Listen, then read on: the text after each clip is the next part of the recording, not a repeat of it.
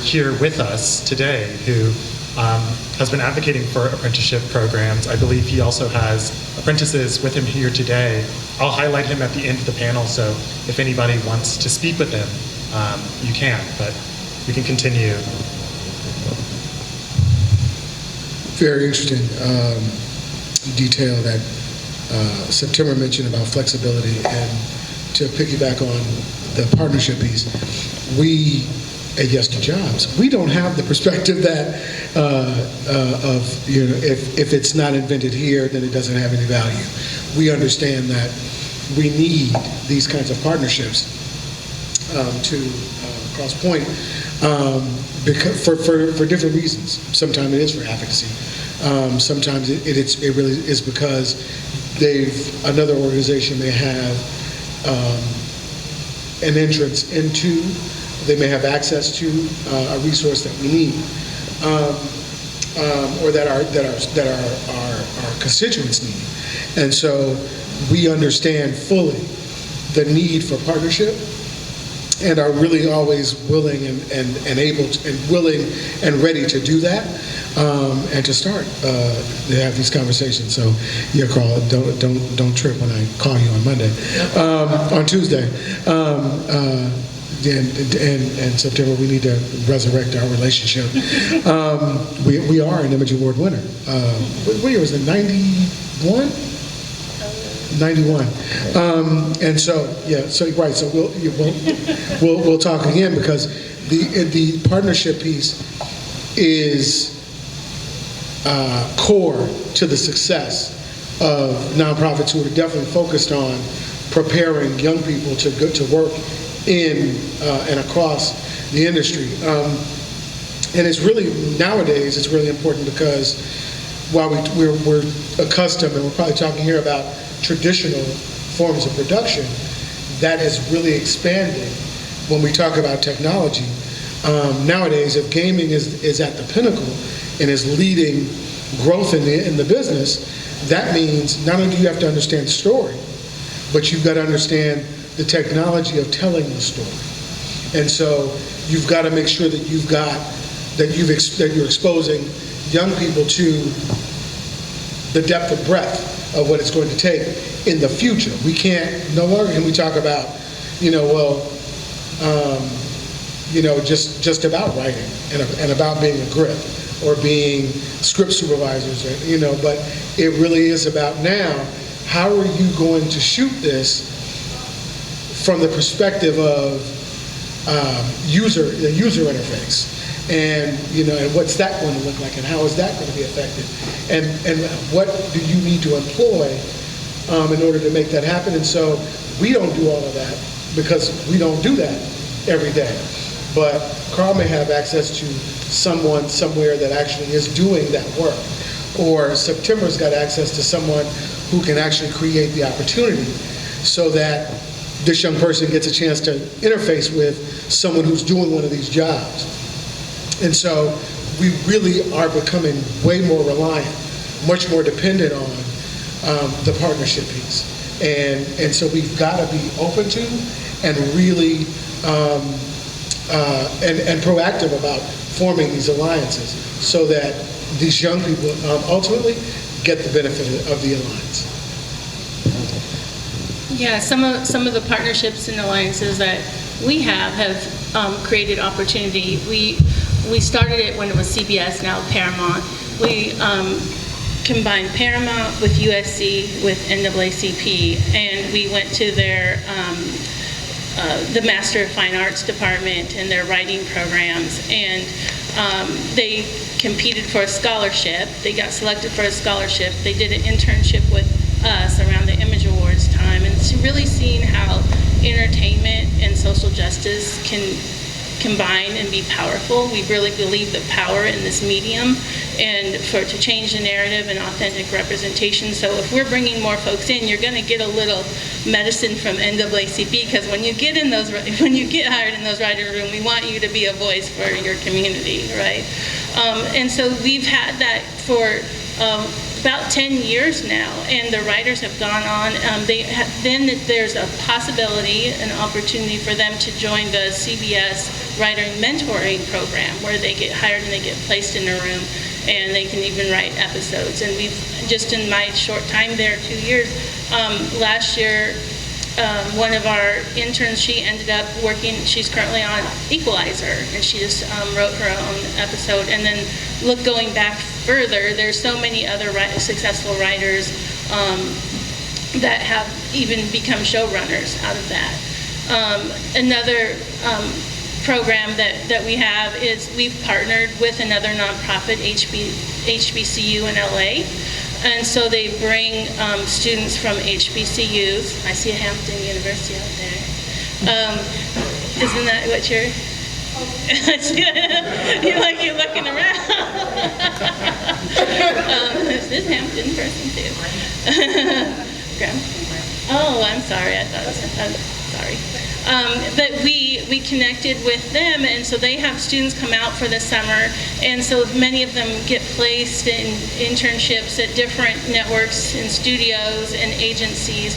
And what we really saw a need for were more journalists, Black journalists, entertainment journalists, to be able to go into a community or a story and see the value in it and express that in journalism space. So we created that program, and that we're going into our second year with that. And now with podcasts and radio and other, so many great opportunities for that field. But the networks and film companies have a lot of pipeline programs, and they've had them for years and years because they were pressured to do so. And now they see the value in it, but they're also getting pressured to make them more meaningful because like their writers programs, they'll get placed, they'll go through this program, they'll get placed, and then that season is up, and the company will pay for it, their salary, the year is up, they don't get rehired. They get the next trainee comes in, they get paid by the company because it saves the production company money. So we need to evaluate that. Also, entry-level pipeline programs, it's not all about the youth. There's mid-career folks that want to get in, or there's people that have been trying to work honing their craft and haven't had a chance. And we really need to be looking at that as well. But the one last thought of pipeline programs was like, where did we come that we needed that? Because not every group and community needs to have a pipeline program. It used to be, or for some groups, it's you can learn on the job. And so we need to address why are some folks geared toward these training programs versus just getting hired. And I think that's really something that we are looking at. And I don't know, I don't want to be offensive, but whatever the white man program is, that's the one I want because it's working really, really well. Yes.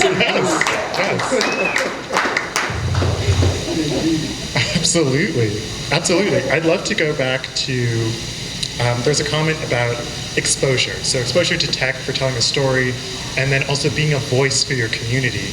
How can, on the level of people who are outside of the industry or maybe just have their foot in the door, how can you give yourself that kind of exposure, and how can you properly be a voice for your community from your perspective?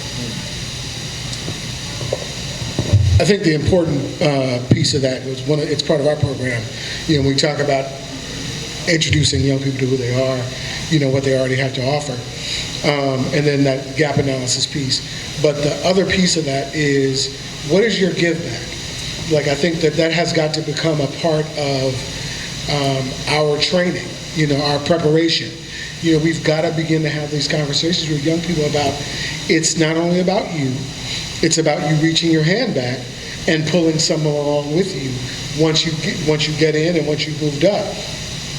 But also, a part of that is getting the current establishment, people of color, folks who are not of color, but who are allies and advocates, to really understand and know we need that assistance. We need for you to advocate. And if you've been fortunate enough to get in and you are at a middle management level, let's say, if you're not advocating for someone coming behind you and creating space, then you're taking up space needlessly. And we've got to begin to September's point, it can't only be about, the white man intern program, but we need for everyone who gets in and who is creating space and creating opportunity to look at, how do I create legacy? Who am I bringing along with me? And again, teaching the folks who are coming behind, asking the question, what is going to be your give back? In our programming, that's one of the exercises that we do, and we ask, what's your give back going to be? And we do some role playing around that. We've heard everything from students who are thinking about being directors, saying that, I want to actually do some bit of film or some content creation around educating people about what this opportunity is and how I got in, or how I continue to make my way in this business. Because these are the kinds of examples or the things that are going to make them think, like, it's not just about me. It's got to be about the legacy that I'm creating. And so we've got to start that at the beginning, and we've got to start really having these conversations with the folks that have made their way, and who are doing notable work, and who are like the fact that Tyler Perry will, he created that whole space in Atlanta. That's a great thing, but the other piece of that is that he's actually doing tours for young people in the area, so that they get a chance to come and see what he's done and what he's doing, so that you begin to understand and know that not only can I do this, but then I'm gonna have the opportunity to create an opportunity for somebody coming behind me. But we've got to really begin to talk about that more. I love that. That's fantastic. I wanted to comment also, or I guess pose the question. We've discussed creating space, but we've also talked about the element of competition that's inherent in this space and in other job markets.